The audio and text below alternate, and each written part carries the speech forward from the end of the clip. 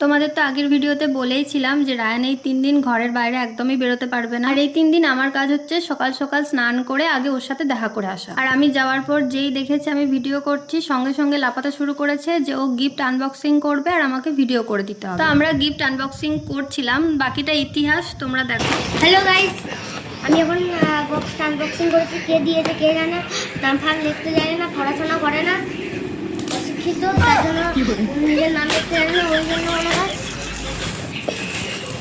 জানি ফার্স্টেই পড়া হয়েছে কাঁচের বাটি সেট।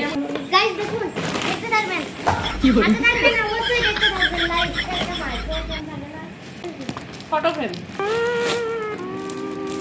জি বেই দেখছিলাম তো কি বাজি তারা আমি আর গিফট আনবক্সিং করব না। এখন এগুলো আনবক্সিং করলে এই কাগজগুলো আমি বাইরে বের করতে পারবো না।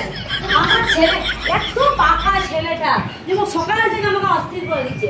দেখলে কত সুন্দর আনবক্সিং ভিডিওটা বানালাম। টোটাল 6টা বস্তা ও জিনিস পেয়েছে, তাও ওর মধ্যে ওর কিছু পছন্দ হচ্ছে না, শুধু এই 2টো ক্রিকেট ব্যাট ওর পছন্দ হয়েছে। বাকি সব জিনিসই হচ্ছে মেয়েদের। আর ওর সব থেকে বাজে লেগেছে যারা বই দিয়েছে, মানে বইগুলো দেখে ওর যত রাগ উঠে গেছে মাথার মধ্যে। যাই হোক, তো ওর ঢপের কীর্তন বাদ দাও, এই 3 দিন ব্রহ্মচারী বলেও বেঁচে যাচ্ছে, নাহলে ও যা মার খেত না ওর মায়ের কাছে। আনবক্সিং এর পরে আমি এবার মানে কিছু খেতে যাব, আমি সকাল থেকে কিছু খাইনি। তো এখানে আমি জলখাবার খেতে এসেছি, আর আজকে আছে মুড়ি, বেগুনি, শসা আর তার সাথে একটা করে মিষ্টি।